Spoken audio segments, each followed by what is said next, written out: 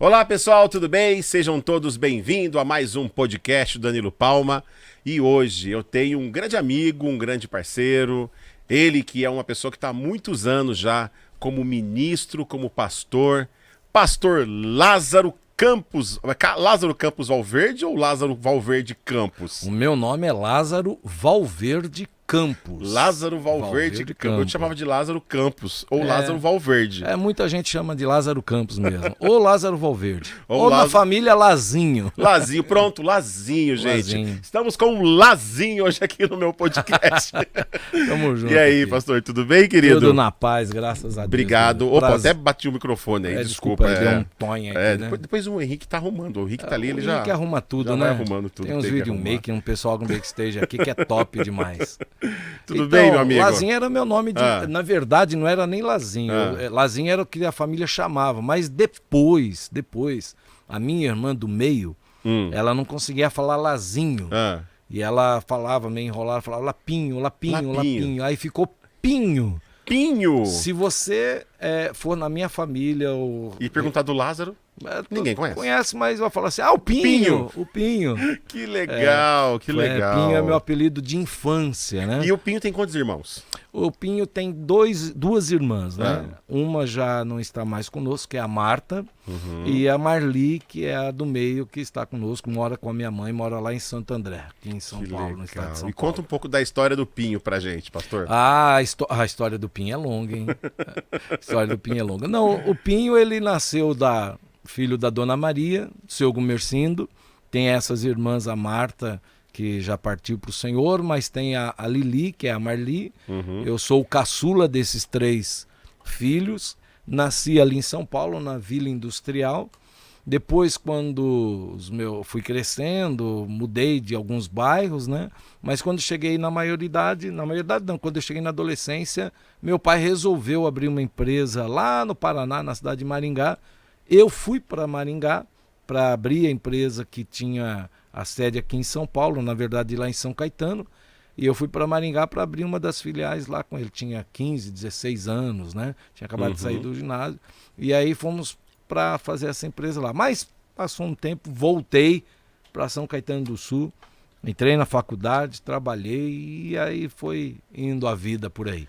E como que o Pinho entrou para o pastoreio? Como que o Pinho virou o pastor Lázaro? Na verdade, o Pinho ele era conhecido na família e na escola, né? Certo. No antigo ginásio, jogava basquete, todo mundo chamava de Pinho. Quando eu fui para o colégio, eu me distanciei dessa turma, fui para outro colégio, estudei no Paraná, voltei. E aí, então, entrei na faculdade, o Pinho foi deixado um pouco para lá, porque a amizade da infância foi ficando um pouco distante. Aí começaram a me chamar de Lázaro. Eu comecei a estudar, faculdade, empresa, com o pai, trabalhando. Quando o Pinho foi começando sendo abandonado esse apelido, eu comecei a ir para a igreja, tinha me convertido no Paraná, voltei. Aí fiquei um pouco mais sério, né? O pessoal, porque Lázaro dá uma conotação de um nome sério, né? Nome assim, potente, potente, né? Potente, Lázaro. Você conhece quantos Lázaro? Eu duvido que tem gente aqui que conheça muito. Eu conheço só você. Eu conheço alguns. Eu conheço muitas pessoas, mas eu acho que de Lázaro, assim que me vem na memória, assim, a toque de caixa, assim, só você. Eu só conheci um Lázaro até os meus 18 anos. Não, lembrei. Lembrou de Eu tive um amigo Lázaro na escola. Eu só conheci um Lázaro até os 18 anos quando eu fui servir o exército, Danilo. Quando eu fui pro exército, na verdade eu me alistei, né? E aí eu caí lá na malha, fui pro exército, fui lá parar no 20º BIB de Curitiba. Caramba. Aí, na fila lá, chamaram o Lázaro. Aí saiu 2. Aí saiu 2 caras. Aí eu chamei o Lázaro Campos. E o cara foi junto. Eu falei, não, Lázaro Campos sou eu. Aí o cara também é Lázaro Campos. Ele é Lázaro de Oliveira Campos. 2 Lázaros Campos. Aí eu sou Lázaro Verde Campos. Cara, e o camarada lá... chamar de Pinho era mais fácil. Não era na mesma cidade, se fosse Pinho tá tudo certo. Então esse Lázaro, esse Lázaro foi surgindo aí depois de 18, 19 anos. Foi quando eu fui mais conhecido. E hoje é mais Lázaro Campos, né? Rede social é Lázaro Campos. Rede social é tudo Lázaro Campos. E como que o Lázaro Campos foi para Paraná? Sim. Para trabalhar com a empresa do pai. Na verdade foram 2 fases. Quando eu fui trabalhar com a empresa do pai, depois ele resolveu parar com as atividades no Paraná, voltamos para São Paulo, para a base. As empresas parceiras na época era tudo de São Paulo, lá foi para fazer uma tentativa que não deu certo. Mas voltamos, continuei a trabalhar com ele, faculdade. Aí passou um tempo, eu resolvi sair de casa e fui embora para o Paraná, fui morar com os meus tios. Nessa época eu tinha 19 anos. E foi lá que eu me converti. Foi lá que teve encontros com Deus. Fui lá em Maringá, quando eu saí da minha casa, saí da casa dos meus pais, fui morar sozinho lá. Primeiramente morei com meus tios, e aí eu arrumei um trabalho. Esse trabalho que eu arrumei, o meu chefe na época, eu fui ser vendedor da antiga Itautec, né? Nossa. E vendia cursos de informática, de digitação. Computadores também, computadores, né? COBOL Basic, aquelas coisas todas. Nossa, né? COBOL Basic agora. Você tá lembrado, né, irmão? Disquete 5A. Exatamente. Você lembra do disquete, rapaz? Meu Deus do céu. Hoje a gente tem pendrive de 512 gigas, tem né? um HD lá de 4, 5, 6, 10 teras. Tem de 10 teras, Henrique? Tem, deve tem ter. Tem de 10 Hoje teras. aqueles... E aí eu fui trabalhar lá e um sábado pela manhã ele começou a me evangelizar, a falar dos planos de Deus e tal. Eu falei, bati aqui no microfone de novo, né? Não tem problema. Ele falou assim, eu acho que Deus tem um plano na sua vida e tal. Mas ele vinha falando. Na verdade, eu vim de berço evangélico, né? Mas os meus pais haviam se separado. Na época da adolescência, eu me distanciei da igreja. Nunca de Deus, mas distanciei da igreja, né? Aí quando caí lá na sala desse querido gerente, né, da empresa, todo sábado, eu tinha uma escala, né? Todo sábado que eu estava na escala, ele ia lá evangelizar. E um dia pela manhã eu falei, tá certo, vamos ver. Vamos experimentar esse seu Deus aí, vamos ver se ele é o que você diz que ele é. Fui para a igreja, nunca mais saí. Nunca mais saiu. Nunca mais saí da presença do Senhor. E quando que foi que o Lázaro virou pastor? Então, quando eu fui para a igreja, aí que tem os propósitos de Deus, né?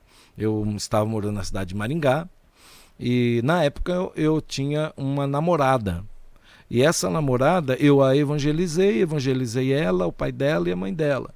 E um dia, ela morava numa cidade perto de Maringá, que era chamado Paissandu.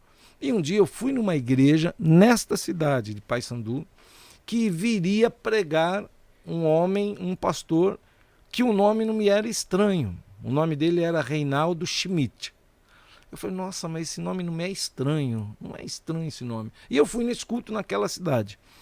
Quando eu cheguei lá, eu comecei a ouvi-lo assim, eu falei, essa voz não me é conhecida tal.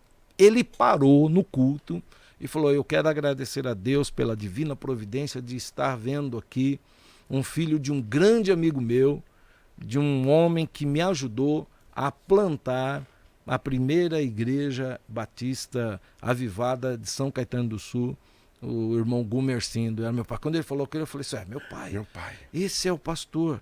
Ele que estava pregando, o pastor Reinaldo Schmidt, quando ele fez essa saudação, me veio todo na mente. Ele foi o pastor que me apresentou quando eu tinha 15 dias de vida, me acompanhou parte durante da minha infância e de vez em quando ele estava em casa lá tomando café e tal, tudo, não perdeu totalmente o relacionamento, porque ele estava morando em Curitiba na época. Então eu fui muito impactado com essa surpresa divina de estar numa igreja. E por que ele estava lá? Porque a mãe dele, e eu não sabia, era membro daquela igreja. E ele foi a convite do pastor Mateus Andreazzi, que foi quem me batizou. Ele foi lá para pregar e ele me reconheceu. E sem ninguém falar nada tal, e eu me alegrei, depois conversei com ele. Que legal. E ele me disse, né? Ele passou lá uma semana, eu fui tomar um café com ele, e ele falou, olha, Deus tem um plano na sua vida. Deus havia feito uma promessa para o seu pai. E o seu pai tinha te apresentado, nós te apresentamos com... aí ele contou a história, que minha mãe não podia mais ter filho, um monte de coisa lá, tal, mas eu vinha a nascer tal. Ele falou, Deus tem um propósito na tua vida. E eu comecei a sentir uma vontade de servir a Deus, né? Eu falei, tá, mas como é que eu faço para servir a Deus? E já faz quantos anos, pastor Lázaro? Ô irmão, não fala isso não, isso aí já faz mais, deixa eu ver. Eu vou fazer 55 anos no dia 6 de novembro próximo. Isso tem mais de 36 anos. Eu tenho 38. 38. Quando eu tinha 2 anos, isso aconteceu. Isso aconteceu. E aí, então, fazem 36 anos que ele, naquela cidade, conversou comigo e eu falei, eu estou sentindo um chamado. E eu não sei para que é. Uhum. Aí, na conversa, ele falou assim, eu acredito que você tem um chamado pastoral por causa das promessas de Deus, por causa do seu perfil. E por que você não faz faculdade, faz o que você deseja, mas entre num seminário, no Instituto Teológico. E aí ele me indicou um seminário na cidade de Cianorte, ou voltar para São Paulo E fazer aqui. e fazer a Faculdade Teológica Batista. E foi a que eu fiz. Que legal. Aí, isso já faz 36 anos, na verdade, 36 anos é esse negócio. Depois eu voltei para casa dos meus pais, voltei a trabalhar com meu pai, fiz a faculdade, entrei no seminário. Na igreja onde eu fui ser membro e me filiar, o pastor me adotou, né, como discípulo, me preparou e me enviou. Muito bem. Aí virou o pastor Lázaro. Dia E hoje... 24 de outubro passado agora, Aham. eu fiz 30 anos de ordenação pastoral. Eu vi, foi lindo. Inclusive, você esteve na igreja onde você foi Exato. ordenado pastor, né? Exatamente. Foi lá que tudo começou. Que legal. Uma igrejinha pequenininha, hoje é uma catedral, né? Que lindo. Tanto na igreja que eu me converti, que eu me filiei lá, a primeira igreja que eu me filiei no Paraná, era uma igreja pequenininha. E ela era tão pequena e que o chão era de chão batido mesmo. Não tinha piso. Hoje é uma imensa de uma igreja e a igreja Deus é fantástico. Deus é fantástico. O Deus é tempo poderoso, foi maravilhoso. né, pastor? Foi maravilhoso a obra que Deus fez na minha vida e me chamando. E essa obra que Deus fez, hoje impacta a vida de muitas pessoas, né? Pela Por graça exemplo, de Deus. Hoje nós temos assim o pastor Lázaro, até mesmo a pastora Regina, que em breve vai estar com a gente aqui no podcast. Vai ser top, Vai hein? ser top. Aquela é fera. O pastor Lázaro hoje ele tem um trabalho muito focado, ligado à família e também à questão das relações familiares, de casal. Conjugal, é verdade. Conjugal. Como que é esse trabalho hoje que é feito, pastor? Olha, bem perguntado, o Danilo, e é até motivo de dar glórias a Deus por 2 motivos. O primeiro deles, eu venho de uma família desestruturada e disfuncional. Meu pai e minha mãe, quando eles tinham 15 anos de casados, eles se separaram. Tiveram problemas, se separaram. Meu pai teve outro relacionamento, minha mãe também, mas eu nunca os vi felizes separados. Nunca os vi plenos separados. E certa vez o meu pai, eu estava prestes a me casar, na verdade, no transcorrer dessa separação toda, as coisas as quais a gente viveu, eu, minha irmã, minhas 2 irmãs, eu percebi que quando há divórcio e quando há agressões verbais, há disfunções, né, relacionais, muita gente sofre. Todo mundo não sofre, é só né? o marido, não é só a esposa, Família. os filhos, a família, abrange Muita gente, várias pessoas. Quem né? estiver no círculo acaba Quem sofrendo. está ali próximo sofre de alguma maneira, né? Sim, pastor. E aí eu sempre olhava para frente, para o futuro, e falava, puxa vida, eu quero ter uma família estruturada, funcional. Se eu vier a me casar, quero ter filhos abençoados, tal. Não que nós não tivéssemos sido e nem que meus pais fossem culpados de alguma crise que a gente tivesse tendo ali.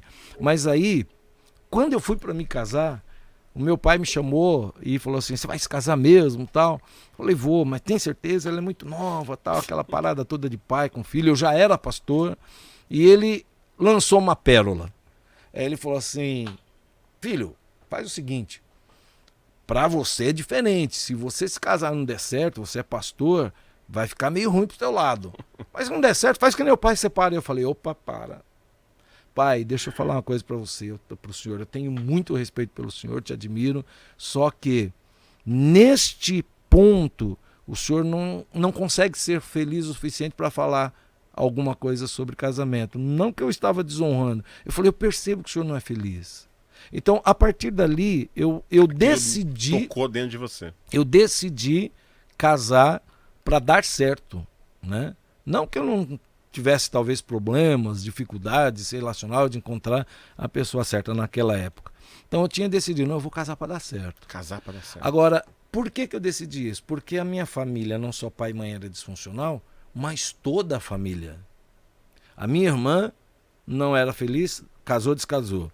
Minha outra irmã casou, descasou. Meus tios casou, descasou. Não tinha ninguém para eu falar assim, eu vou seguir esse cara aqui. Referência. Essa aqui é meu cara que eu vou me referenciar. Não tinha ninguém. Eu falei, não, eu não vou repetir essa história, não. Eu vou fazer uma trajetória diferente, eu vou fazer uma nova jornada. E quando eu me tornei pastor, isso se tornou mais sério ainda. Porque pastor é alguém em quem as ovelhas, o rebanho se espelha, né? E eu queria, não era pretensão, nem de forma pretensiosa, mas eu queria transmitir a imagem e a mensagem de que é possível ter uma família funcional. Não perfeita, porque isso não existe, mas uma família funcional. Uma família onde o marido ama a esposa, onde a esposa ama o marido, ambos se respeitam, ambos sabem dos limites, das dificuldades, das crenças que cada um tem, da forma de ver a vida, da forma de entender certas coisas, porque todos nós carregamos, né, heranças, todos nós carregamos a história do passado, e eu não queria que a minha história se repetisse no meu casamento. Então, eu tenho a firme convicção de que estou no caminho. E hoje, é lógico que na maioria dos casamentos há momentos difíceis, né? Momentos de lutas, né? Sim. E quantos anos de casado hoje, pastor Lázaro? Hoje eu vou fazer agora, no próximo ano, 2022, 29 anos de casado. Eu vou fazer em abril. Eu tenho certeza que todos os casais, ou quase todos, que têm um aconselhamento, um momento de comunhão contigo, com a pastora Regina, devem questionar como superar as crises durante o casamento, pastor. Muito boa pergunta. Na verdade, depende da crise, né? Uhum. Porque alguma crise se instala porque faltou alguma coisa. Faltou respeito. Faltou a crise carinho, é porque teve algo a menos. Algo a menos, faltou alguma coisa. Uma crise se instalou e ali não houve sabedoria, não houve inteligência emocional, não houve humildade de ambas as partes ou de alguma das partes para reconhecer que havia ali um dilema a ser resolvido. E uma das coisas mais difíceis para ter um bom andamento no casamento, para chegar a 29 anos, eu conheço casamento de 50 anos, é de fato a humildade e quebrantamento de coração. Eu e Regina, nós percebemos o seguinte, que um casamento para dar certo, você precisa entender o que é expectativa e o que é compromisso. Você, eu e quem estiver nos ouvindo e vendo que se casou, todo mundo se casou com uma expectativa. Principalmente a mulher e a moça, ela tem uma expectativa. A grande expectativa da mulher é o dia do casamento e depois também, né? A grande expectativa do cara é depois do casamento. Dela é do dia do casamento. Se veste de noiva, faz o dia da noiva, né? Faz com coisas assim, sonhadoras, né? Coisas lindas. Mas imagina na aliança, imagina na daminha, o ritual, a música, é tudo muito lindo. As flores jogadas pelo... Mas isso é cerimonial. Isso não é o casamento. Isso é o ritual para chegar no dia marcado do casamento. Mas isso não é o casamento. O casamento que se coloca expectativa o meu casamento vai ser lindo, vai ser glorioso, vai ser maravilhoso, como no dia do casamento.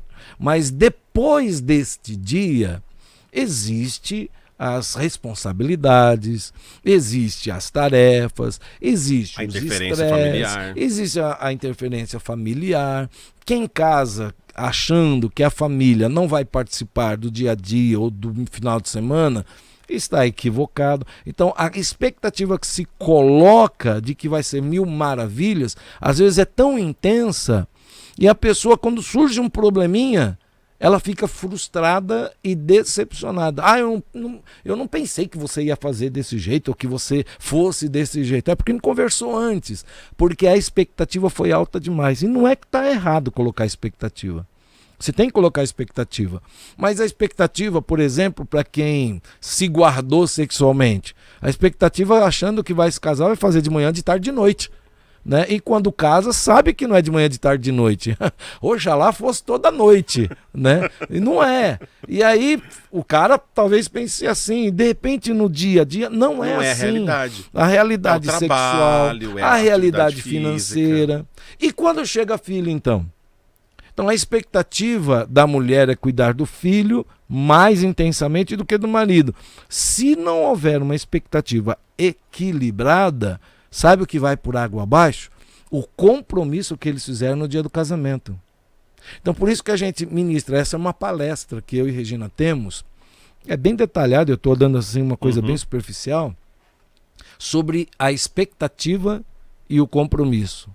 Tem muita gente que está absolutamente frustrado, decepcionado com tamanha expectativa que ela colocou no casamento, mas ainda está casada. Por que ela está casada? Porque ela fez um compromisso.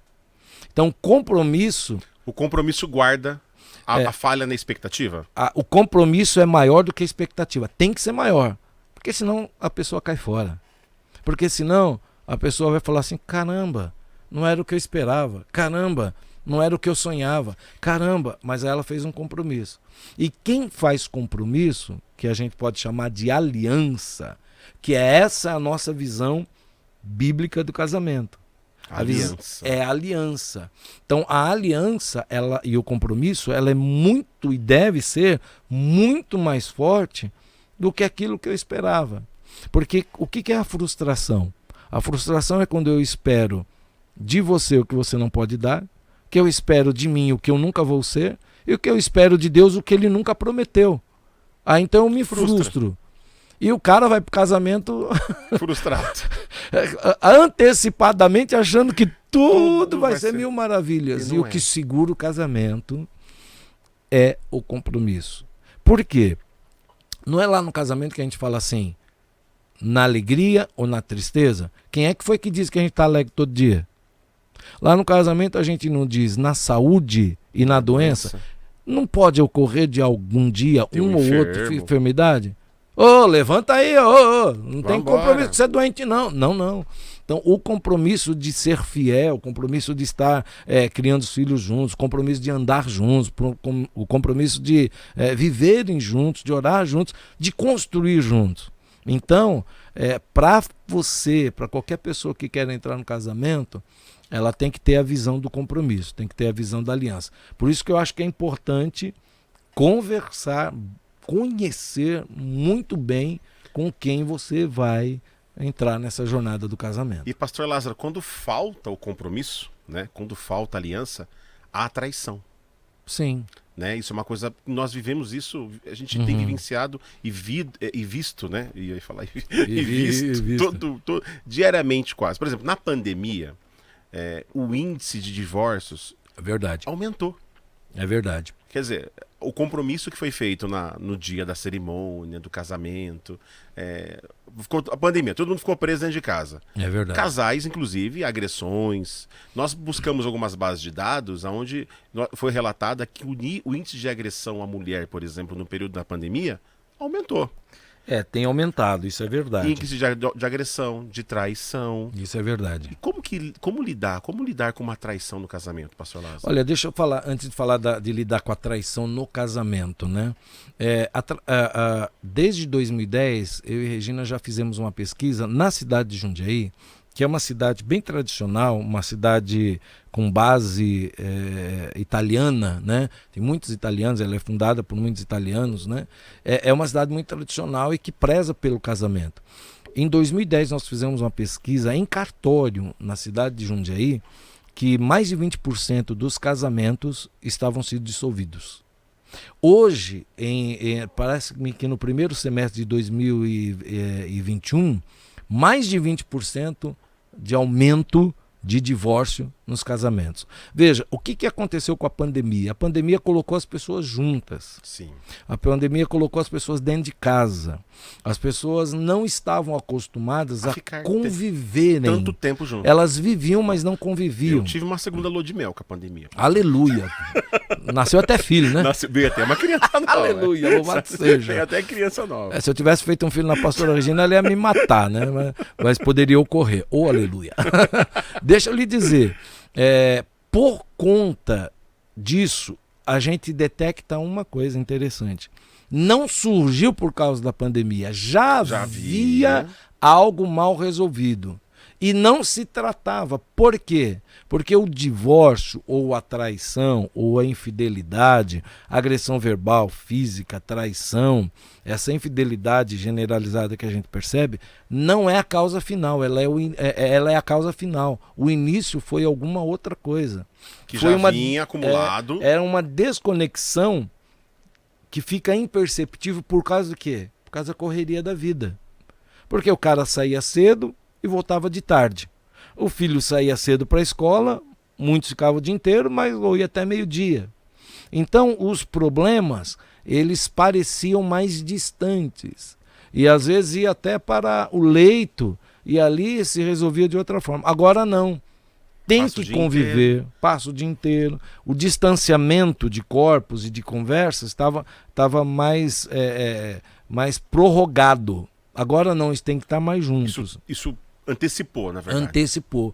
E isso não somente antecipou, mas revelou muita gente que estava convivendo por conviver. Não estava tendo um relacionamento. Então, as pessoas ficaram estressadas, as pessoas ficaram mais sem recursos, sim, as pessoas ficaram mais irritadas, as crianças ficaram dentro de casa, as pessoas começaram a ficar sem repertório social, emocional, espiritual. Uma das coisas que, por exemplo, se agravou bastante é que um dos recursos que a pessoa tinha, por exemplo, para ir à igreja, não tinha contato social, não tinha convívio social. Então isso camuflava muitas coisas. Então quando só tenho que ficar, eu e a minha esposa e meus filhos, e um olhar para a cara do outro e saber que tem uma aresta ali para ser resolvida, e às vezes existe falta de inteligência, falta de conhecimento, falta de diálogo, aí o pau estoura mesmo, não tem jeito. Quando a gente fala de diálogo, de falta de conhecimento, de acordo com as nossas pesquisas, pastor, um dos motivos que mais gerou divórcio durante os últimos tempos foi a questão financeira. Na verdade, esse é um pilar muito importante para o casamento. Como na verdade, as pessoas veem, e mais do que isso, como que é feito esse tratamento, como que é feito esse cuidado para lidar com essas causas que, de uma forma muito drástica, muito agressiva, destroem famílias, pastor? É índice, é estatístico e é pesquisa. A maior causa de separação de casais é por conta financeira. A segunda é por conta de infidelidade. E às vezes o ranking muda um pouquinho, mas a primeira é financeira. Por quê? Eu acredito que, além de ser espiritual, o dinheiro ele é emocional. A maneira com que você lida com o dinheiro, ou você está competindo com ele, ou você está se dividindo com ele. A Bíblia não erra. A Bíblia diz que só existe um concorrente com Deus. Não dá para servir a dois senhores. A Bíblia diz que ou a Deus, ou as riquezas, ou a Deus e a Mamon. O mais próximo do original é Mamon. Mamon é um Deus.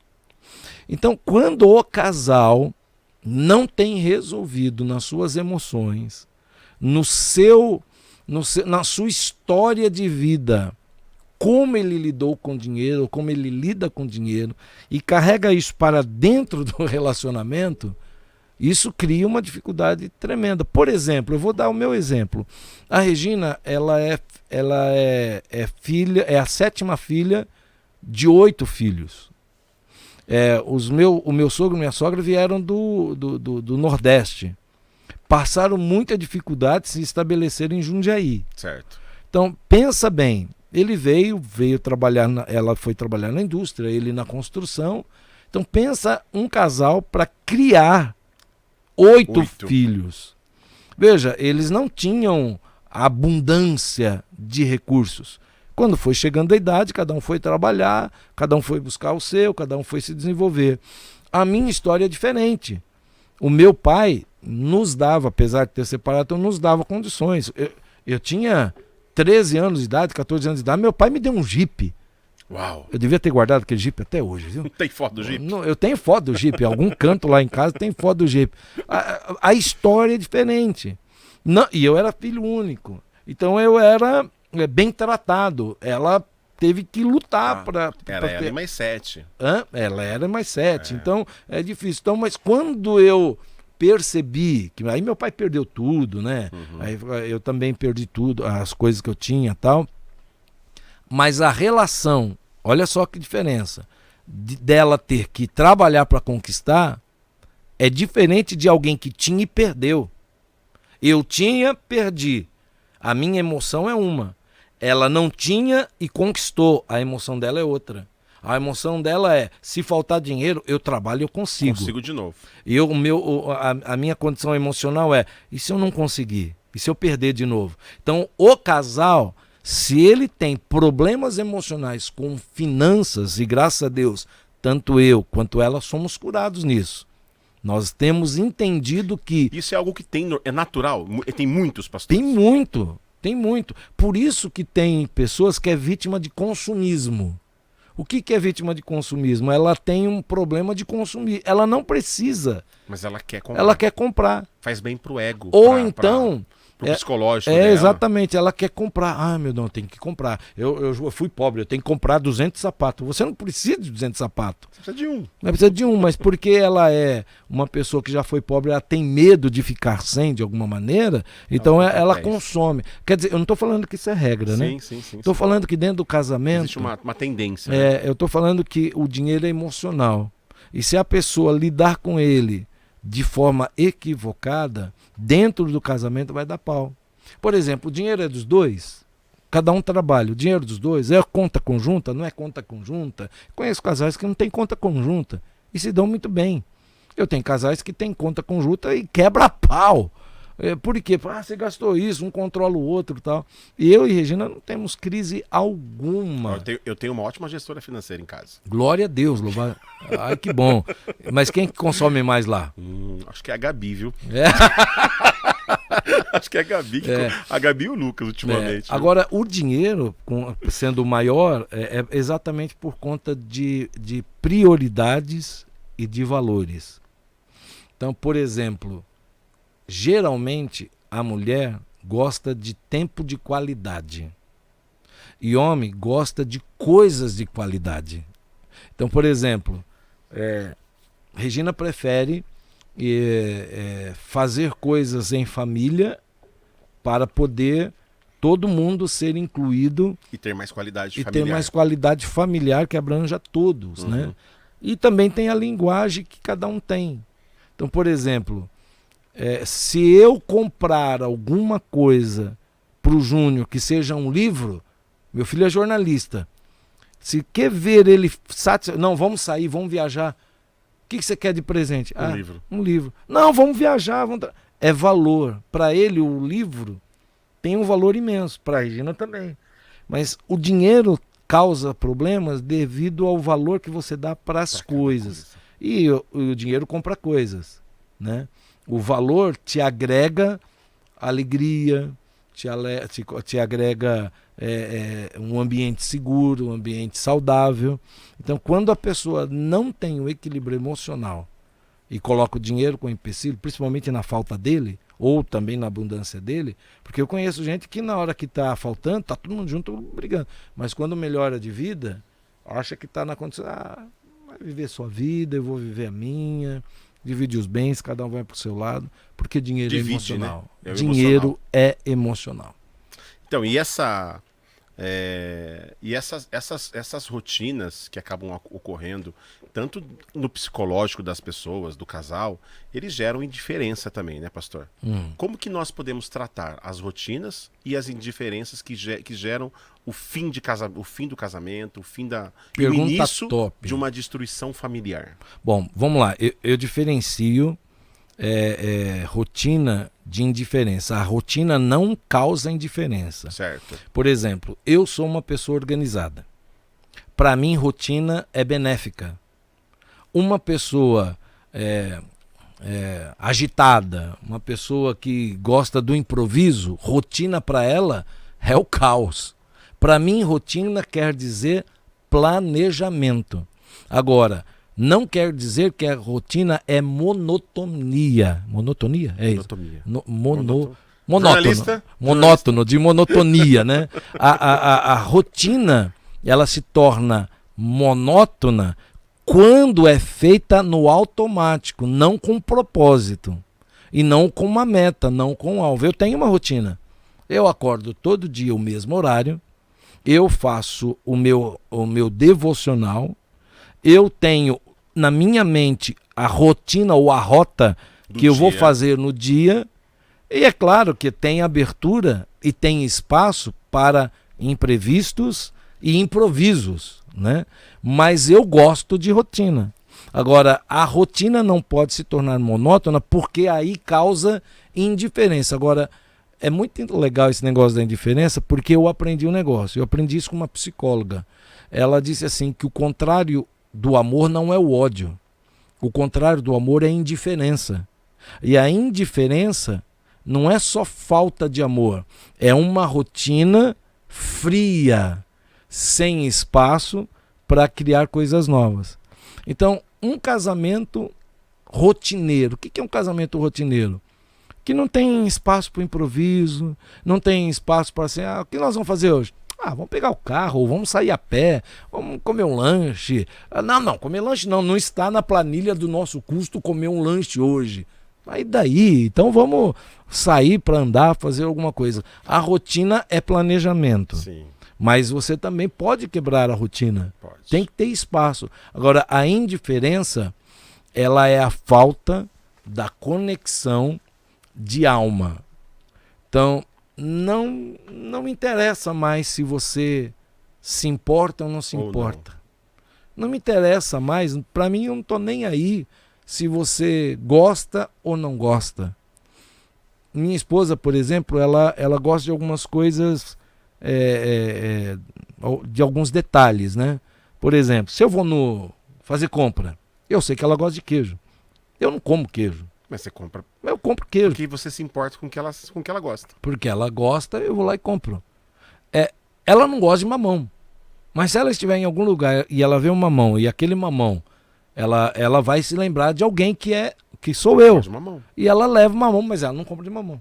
Ela não gosta de mamão, não come mamão, mas eu como. Em casa é kiwi. Detesto kiwi. Você não gosta de kiwi? A Sheila é apaixonada por kiwi. Olha, Quando eu vou no mercado, eu compro kiwi pra ela. Você compra kiwi pra ela. E ela compra o que pra você? Pra mim, geralmente, a Coca Zero. Eu tô tentando emagrecer. E ela detesta a Coca-Cola. Ai, meu ela Deus. detesta refrigerante zero. Isso é uma coisa legal. Isso é uma coisa Sheila legal. detesta refrigerante zero. Detesta. É. E eu, ultimamente, só tomo refrigerante light, zero. As H2O da vida. Ó, H2O, manda um patrocínio pra gente que depois. É verdade, hein? Eu fiquei sabendo que tem na Geluca daqui, né? Tem, né? Tem. Mas então, esse negócio é interessante, porque quando eu chego a ser indiferente... Cara, eu não sei se você já participou de um ambiente onde as pessoas são indiferentes ao que está acontecendo. Sim. É horrível. Sim.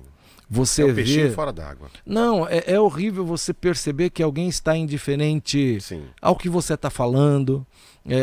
Não é questão de prestar atenção. É importância, né? É de importância. importância. Dar o valor ao que está falando. Por exemplo, né?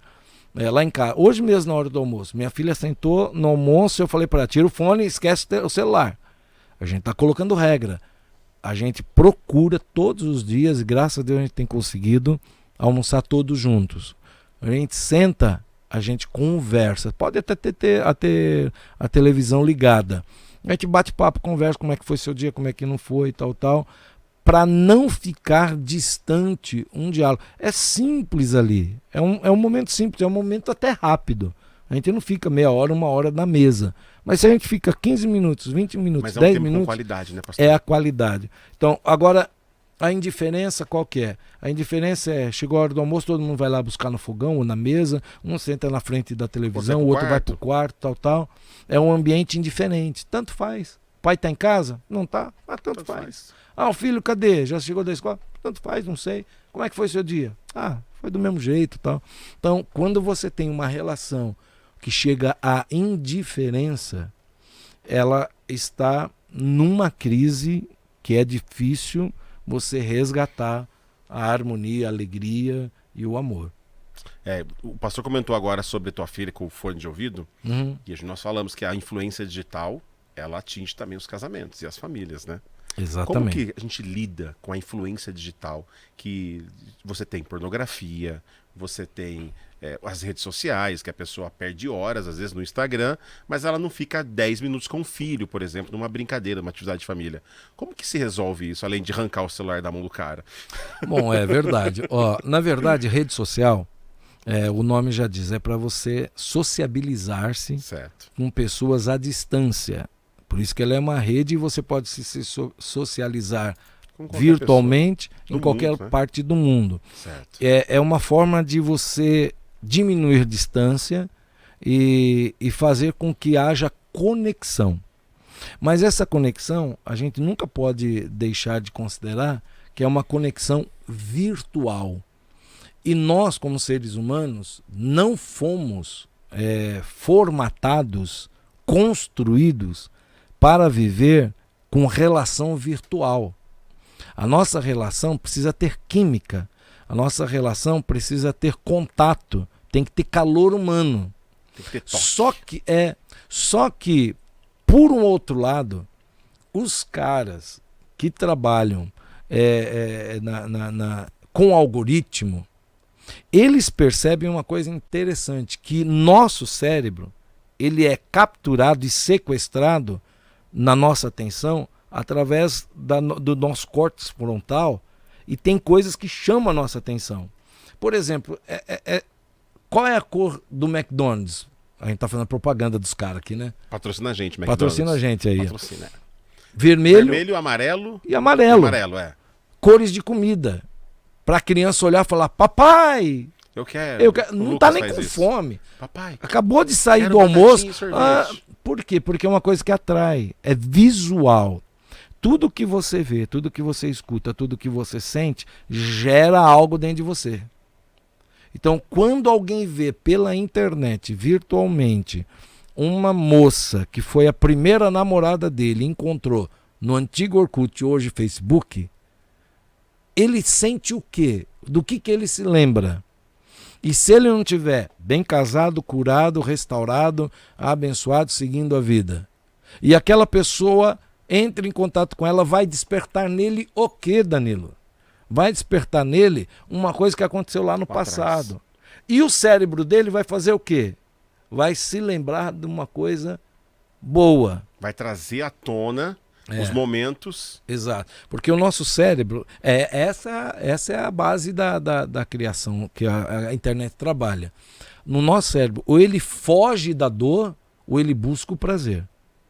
Tudo aquilo que causa dor, o teu cérebro automaticamente ele foge. Ele rejeita. Ele rejeita. Você vai ter medo, você vai ter nojo, ele rejeita. Mas tudo aquilo que te dá prazer, seja no ver, seja no ouvir, ou seja na possibilidade de apreciar uma comida, o teu cérebro vai ativar aquilo. Por exemplo, você já assistiu um filme que o mocinho lá, você torce pro cara, mas ele é um assassino? Porque estão fazendo uma coisa errada, mas você quer que o cara mate o outro, mas você fala, pô, tá errado, mas você torce pro cara, você entra no filme. Você já se emocionou com o filme? Já. Mas aquilo lá não é real. Por quê? Porque o nosso cérebro não distingue o que é realidade e do que é ficção. E aí o que a internet faz? O que a pornografia faz? Te faz imaginar na cena. Te faz imaginar no cenário. E aquilo que o cenário está criando parece que é real para você. E isso vira a ponte da traição, por exemplo, pastor? É lógico. Por exemplo, o camarada que está acessando a pornografia, ele está acessando a libido dele. Ele está ativando a libido dele. Por quê? Porque ele está vendo. Ele está ouvindo, ele está sentindo. E ele quer extravasar aquilo. E aí aquilo trouxe e criou, olha que coisa maluca, né? criou um caminho neural. Ou seja, os neurônios criou um caminho de que aquilo é prazeroso. Aí ele vai se relacionar com a esposa ou com o marido. Só que a relação com a esposa e com o marido não é igual a foto. Não é igual, porque aquilo lá é fantasioso e aquilo lá não é verdade. Aquilo é um cenário. E aí, o caminho neural que ele tem... é meramente ilustrativo. É ilustrativo, é fantasioso, né? Aí, quando ele vai se relacionar na intimidade com seu parceiro, com sua mulher, com seu marido, não é aquilo lá. Não é a mesma coisa. Mas qual o caminho neural que ele tem? Daquela imagem. A imagem que ele tem é daquela mulher. A imagem que ele tem é daquele cara lá da pornografia. É daquela situação. Mas a mulher com quem ele vai se relacionar na intimidade não é aquela pessoa. É outra pessoa que tem outro desempenho, que tem outras linhas, que tem outro biotipo. E aí acontece o que está acontecendo dentro da nossa terapia, do atendimento. A Regina está atendendo agora lá. Pessoas que estão com esse problema. Por quê?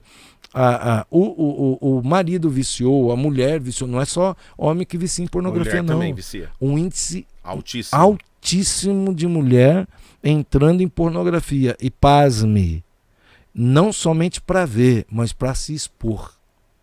E aí, o que acontece? Ela tem uma imagem quando vê o negócio e tem prazer solitário, mas quando vai para a relação conjugal não tem prazer, não consegue. Por quê? E aí gera um outro problema. Porque o cérebro criou um caminho neural. Como é que se desconstrói isso? Fazendo outro caminho. Desconstruindo o que o cérebro construiu. Obviamente, abstinência, obviamente, outro caminho neural e, obviamente, a gente se desintoxicar disso e começar a ter e olhar com prazer com aquilo que Deus, com aquela ou aquele que Deus deu para essa pessoa. Então, é uma armadilha. É uma armadilha. E as pessoas, não é só questão de pecado, é questão fisiológica. Porque tudo que você vê, tudo que você ouve, tudo que você sente gera um comportamento. E as pessoas ficam achando que aquele negócio lá é assim. É que nem novela, né? É que nem novela. Tem gente viciada em novela. Por quê? Não, a seguir cenas dos próximos capítulos. A pessoa, né? Fica desesperada. Fica desesperada. Esperando a cena do cara que vai beijar a outra.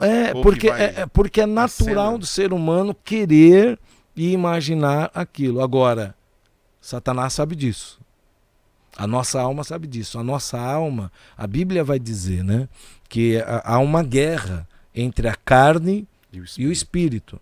Gálatas 5,16 fala disso. Exatamente. E Paulo fala isso à igreja da Galácia. E ele fala uma coisa interessante. Vocês começaram bem. Só que agora vocês estão indo para o outro lado aí. Começaram bem espiritualmente. E aí, na caminhada, encontrou a pornografia, encontrou uma terceira pessoa, encontrou os desvios morais, encontrou a infidelidade, encontrou um monte de coisa. E aí, então, aquilo que era espiritual se torna carnal. Porque é da natureza humana. A tua carne, a minha carne, a nossa carne, a carne de todo mundo que está aqui, ela anseia por ser satisfeita. Então, o nosso cérebro e a nossa carne, ela busca prazer. E o prazer da carne, o que é? Qual que é o prazer do sexo? Se satisfazer.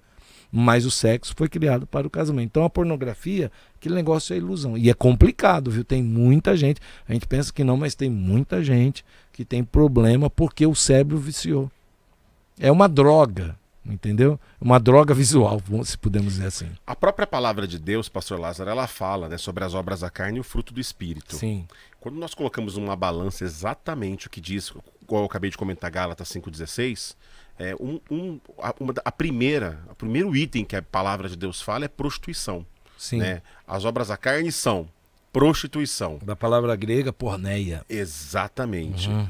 E aí as suas variações, né? Por que a prostituição está tão instalada dentro da família tradicional, da família... De toda a família. De toda a família. Toda a família, né? Por que ela está tão instaurada assim hoje, pastor Lázaro? E como se cura um processo de prostituição hoje? O processo de prostituição, eu não digo só prostituição, mas tem as suas variantes, né? Prostituição, luxúria.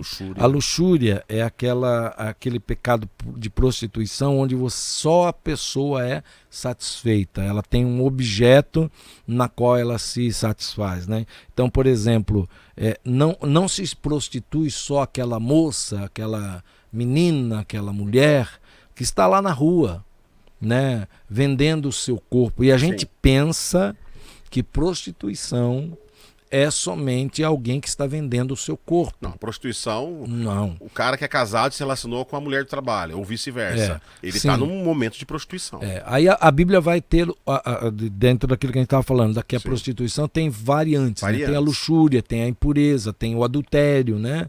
Tem a zoofilia, e tem a pornografia, tem um monte de coisa. Porque vem tudo de porneia, que traz a deterioração do que é a verdadeira identidade sexual da pessoa. Então, a sexualidade, ela é um negócio poderoso que Deus colocou no ser humano, mas que tem o seu lugar. Por isso que eu estava falando, né, antes da gente tá falando sobre tudo isso daqui, que um dos DVDs e a palestra mais assistida e mais vista, e o DVD que na época que a gente vendia DVD, mais acessado da pastora Regina é Sexo e Dinheiro. Porque o que a pessoa... E a gente está até falando do site, né?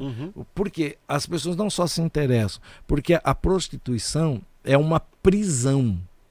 Então, a pessoa, se ela não estiver curada da lascívia, da tendência carnal, que ela precisa ser segurada, ela tem o seu lugar, se ela liberar, é um poder que ela tem. A nossa carne tem poder, ela tem vontade.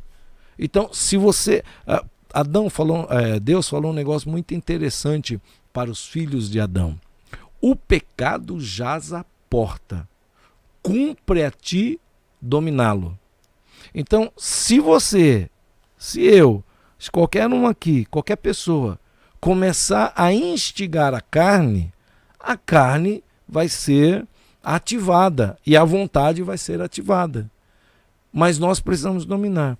Está acontecendo muito por conta da facilidade. Essa potroquinha aqui está conectada com o mundo. Essa potroquinha aqui, se eu colocar aqui sexo, vai aparecer sites. Se eu colocar aqui sexo entre homem e mulher, já vai para um site pornográfico. Eu clico e já vai direto. Está muito fácil. Acessível, é muito fácil. Muito fácil. Antigamente, quando não se tinha internet, aqui está o mundo na minha mão, como que as pessoas acessavam prostituição visual? Como é que era a prostituição visual? Eram revistas vendidas nas bancas de jornal que não eram tão expostas, porque era para maiores de 18 anos. Não é? Era diferente o nível de acesso. Era diferente o nível. Acessava-se? Sim, acessava-se. Mas hoje é muito mais fácil. Então, ficou muito fácil. Olha só. Regina atendeu uma família cujos pais procurou a gente porque estava com problema com o filho. Qual o problema do filho? Olha, meu filho, ele está se masturbando. Ok. O que mais? Ele está se masturbando porque alguém lá da escola dele colocou ele num grupo e está mandando filmes, videozinhos pornográficos. Quantos anos tem teu filho? 9 anos. Tá viciado. Aí eu fiquei pensando, eu falei assim, puxa vida, né? Como que uma criança de 9 anos está acessando... Quando eu tinha 9 anos, Dani, quando você tinha 9 anos, o que você estava fazendo? Futebol. Eu estava jogando bolinha de gude, estava jogando descalço na rua. Betes. Entendeu? Mas porque a criança hoje tem essa potroca na mão e de repente ele olha e ele não está pronto ainda. A criança de 9 anos não está pronto. A estrutura física dele não está pronta. Física, fisiológica. Mas ele viu. Né? Aí ativou. Ativou precocemente. Por isso que a gente precisa tomar muito cuidado com a erotização das nossas crianças. Porque vai chegar o tempo, mas não precisa ser precoce. Então, criança de 9 anos já precisa de ser cuidado com tamanho trauma, tamanha situação, preocupando os pais. Agora eu te pergunto, a responsabilidade é de quem? Quem é que deu o celular para ele? O pai, a mãe. Quem é que não colocou restrições? Porque dá para colocar. Dá pra colocar. O pai e a mãe. Mas por conta da falta do conhecimento, talvez, né? Por falta de ou confiar, ou achar que isso não Hoje acontece. tem pai e mãe que acham que o celular vai educar o filho, né?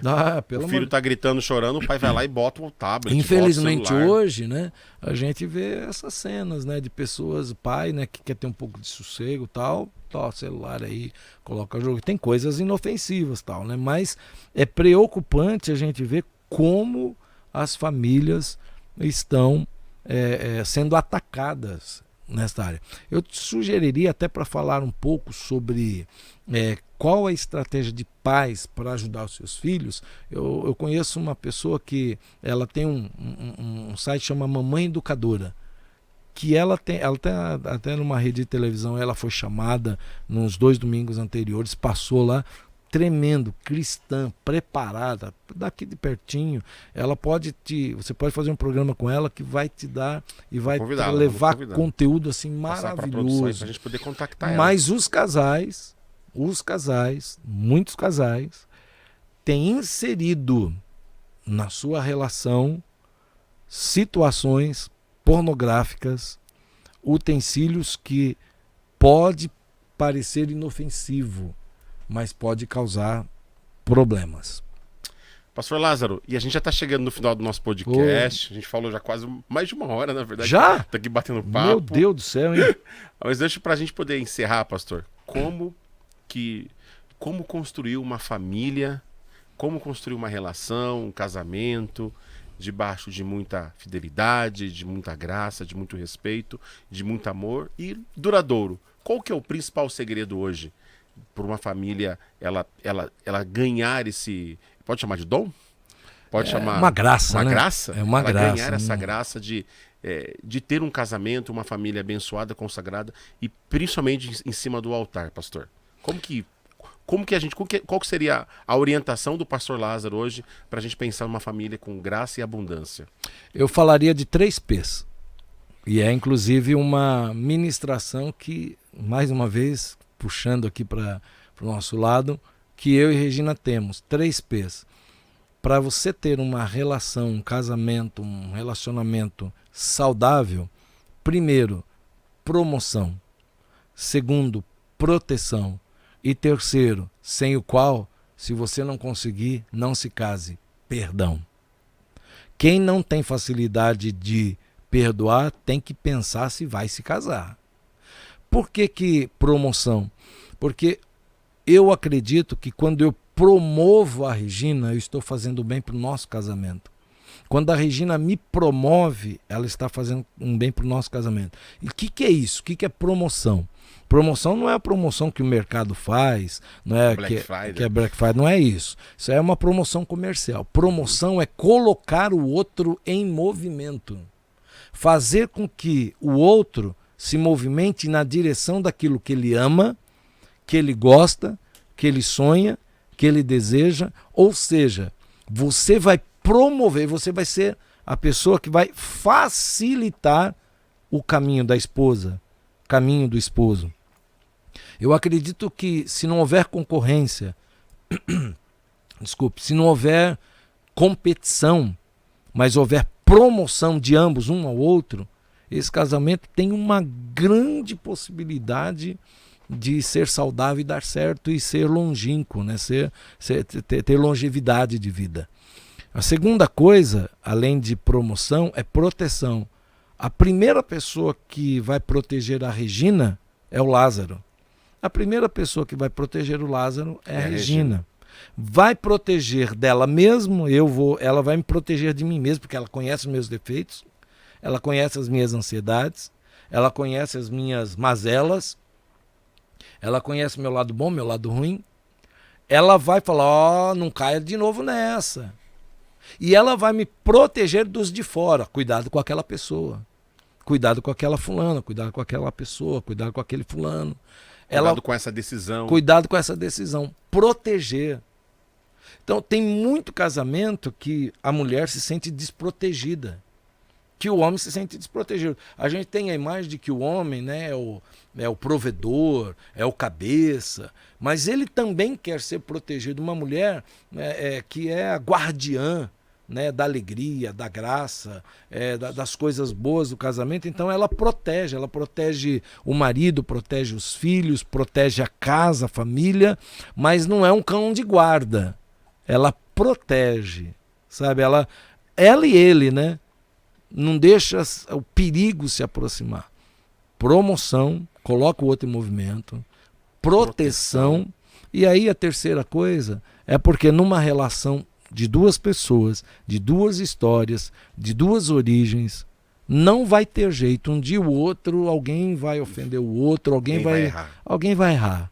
E eu estou falando de qualquer nível de erro, de inclusive infidelidade. Se não quiser praticar o perdão, não se case, porque perdão, e o melhor lugar para você praticar o perdão é dentro do casamento.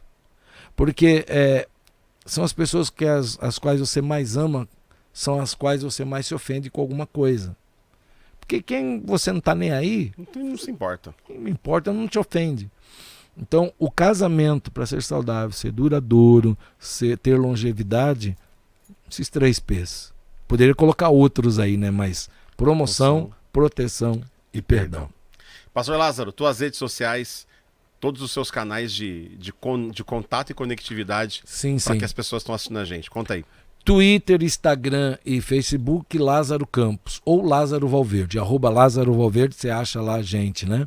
E temos também no YouTube e também no Facebook uma página chamada Sempre Juntos Oficial, @Sempre Juntos Oficial. Lá no Sempre Juntos Oficial você vai ver vídeos da pastora Regina, vídeos do pastor Lázaro, você vai ver ministrações de encontro de casais, de pregações dela, pregações minhas, e se você precisar de alguma coisa é só acessar lá, só chamar que a gente está à disposição. Pastor Lázaro, obrigado, meu irmão. Eu que agradeço, brother. Obrigado por estar aqui comigo. Bate-papo gostoso sobre família, sobre casamento. Uhum. E você que está com a gente conectado, muito obrigado também pela tua participação, pela tua presença. E eu quero convidar você para acessar o meu site, www.danilopalma.com.br. E na semana que vem tem mais podcast aqui no meu podcast. Valeu, gente. Um abraço. Tchau, tchau. Isso aí.